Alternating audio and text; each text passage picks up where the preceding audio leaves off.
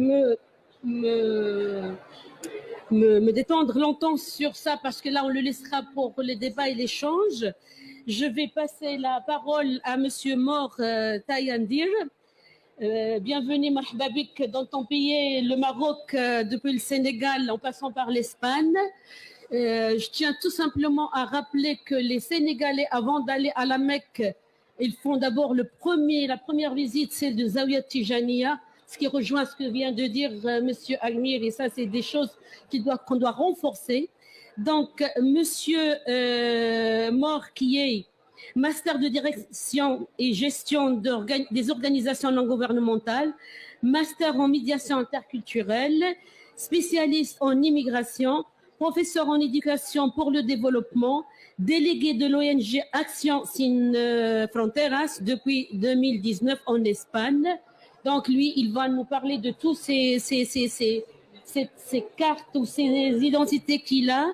Donc, il a choisi plusieurs thèmes, dont les causes du flux migratoire, le rôle joué jusque-là par la communauté internationale, et qu'est-ce qu'on doit faire, quelle est la procédure d'action nécessaire pour faire face aux frontières culturelles.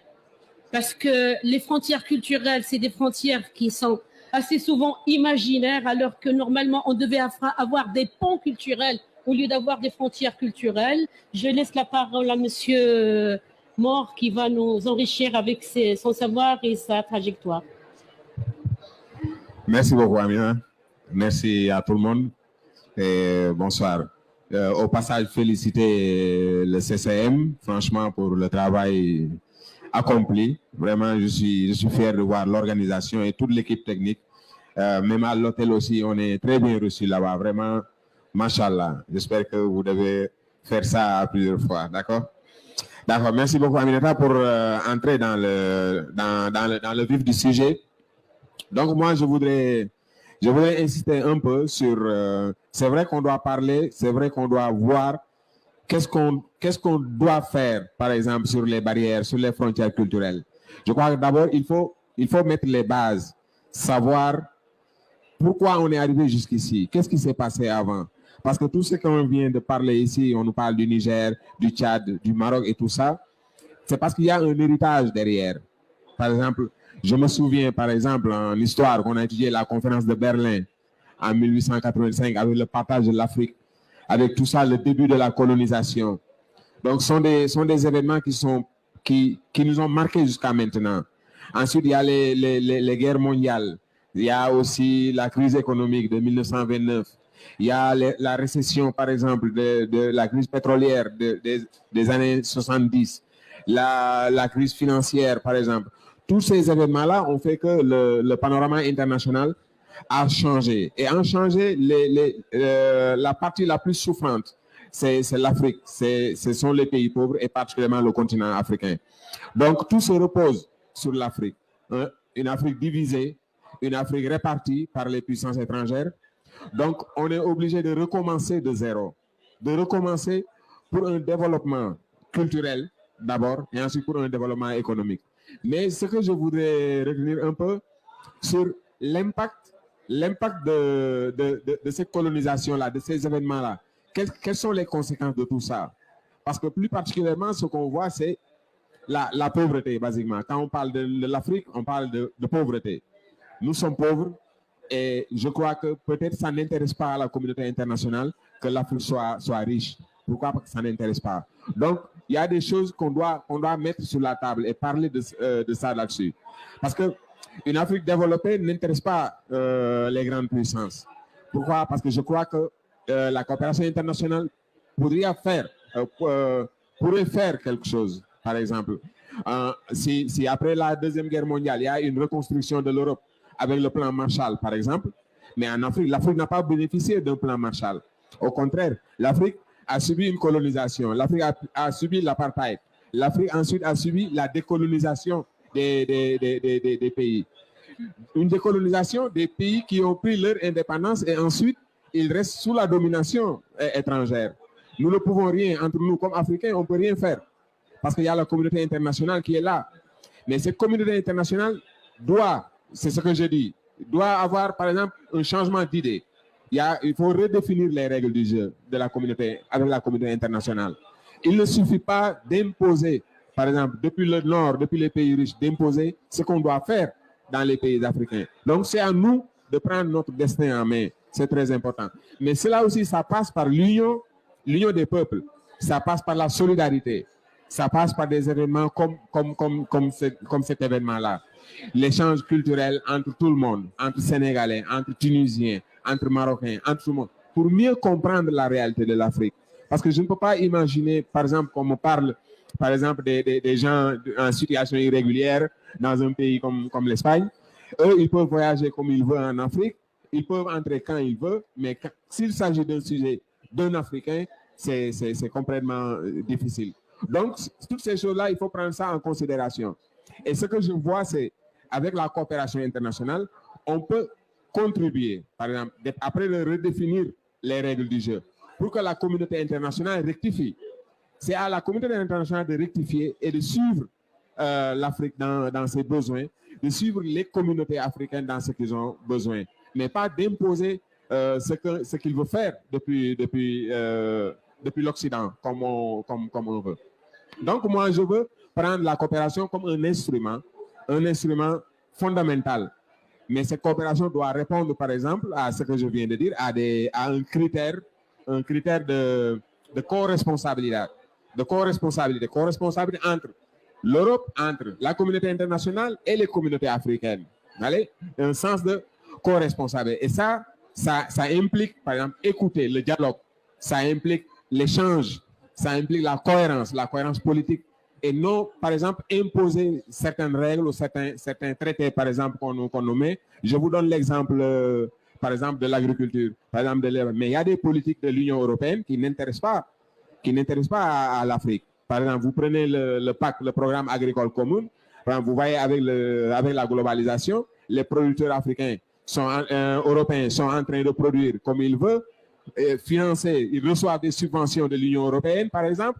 Ensuite, tout ce qui est excès, on revend ça, par exemple, on fait la compétence déloyale aux producteurs africains. Donc ça, c'est un exemple pour que vous puissiez voir quel est le problème, quel est l'impact de la communauté internationale et le rôle joué par la communauté internationale jusqu'ici.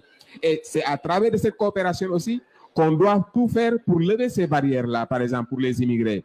Parce que la vie d'un immigré, la vie des immigrés ici, par exemple, en Espagne, ça dépend de l'attente. L'attente pour un permis de travail, l'attente pour une carte sanitaire, l'attente pour un logement. Tu dois attendre 3 ans pour régulariser ta situation en Espagne, pour demander un permis de résidence. Et nous les Africains, nous les immigrés, on a seulement, par exemple, nos mains pour survivre, parce qu'on n'a pas une famille élargie dans les pays européens. Normalement, on vit seul, ou bien on est avec un membre de la famille ou deux qui ne peut pas nous donner du travail. Donc, c'est à l'État, ce sont les communautés européennes de mettre des mécanismes sur place, des mécanismes, des stratégies pour accompagner les migrants, pour lever ces barrières-là. Là, j'inclus par exemple la traite des êtres humains, par exemple avec l'esclavage sexuel, ce qu'on fait avec les femmes. Mais tout ça, c'est à travers de la coopération, on peut trouver des solutions avec ça. Le manque de protection que les migrants souffrent. Il y a des gens qui demandent la protection internationale. Et vous voyez actuellement sur l'Espagne, je crois qu'ils sont en train de donner un 2% maximum pour les gens qui ont demandé l'asile politique.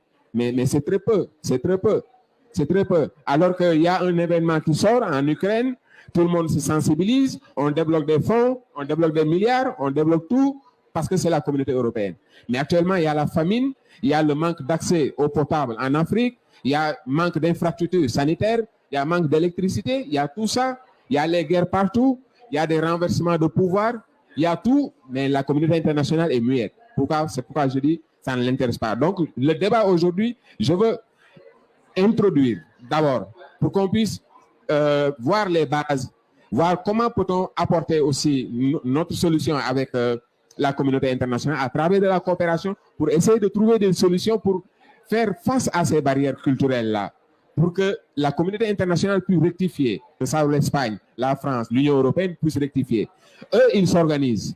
Ils sont en train de s'organiser. Actuellement, aujourd'hui, je crois, ils ont dit qu'ils ont fait un salaire minimum, un SMIC général pour l'Union européenne. Ils sont en train de s'organiser. Avec la pandémie, ils sont organisés pour avoir les vaccins avec tout le monde. Tous les pays sont vaccinés, les pays européens. Mais les pays africains, il n'y a même pas, l'aide 20% n'arrive même pas aux pays africains. Donc, ce sont des choses-là qui compliquent les frontières culturelles.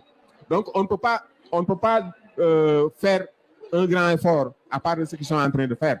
Parce que même ils pensent que s'ils te donnent quelque chose, ils pensent que c'est la charité, alors que c'est une obligation.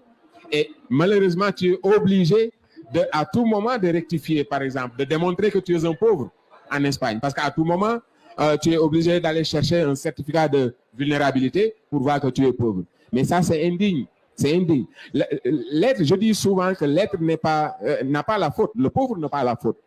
Il est pauvre, mais il n'a pas la faute. Il est né dans une famille pauvre, mais il n'est pas coupable de ça. Mais on ne doit pas l'indexer du doigt parce que tout simplement, le Fonds monétaire international a dit qu'il vit avec $1,90, donc il est sous le seuil de la pauvreté.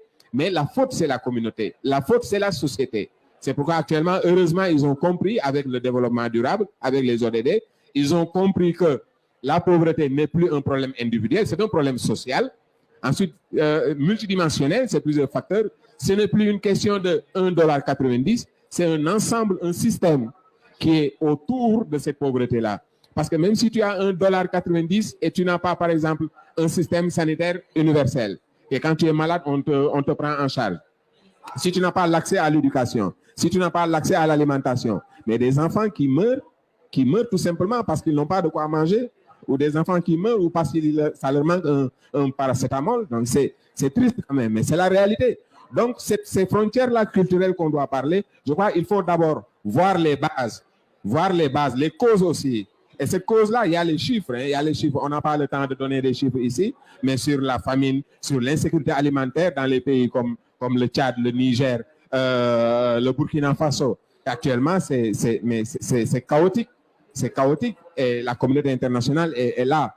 L'aide est là. Quand ils ont voulu, ils ont reconstruit l'Europe à un moment record. Ils ont arrêté la pandémie en Europe à un moment record. Vaccin pour tout le monde, tous les pays africains, tous les pays européens, mais l'Afrique est à l'attente. Pourquoi? On ne sait pas. Donc je crois qu'il est temps entre nous, la diaspora, entre nous, les peuples africains, la solidarité entre nous.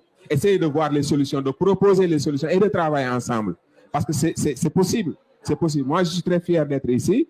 Et il y a un mois de cela, j'étais aussi invité avec la team, l'association des travailleurs immigrés marocains en Espagne. Et c'est vraiment un plaisir de les rejoindre et aujourd'hui de revenir ici avec le CCM pour parler de ces choses-là. Donc, on aura le temps d'approfondir beaucoup plus les choses parce que sinon, je vais prendre tout le temps. Merci beaucoup. Merci.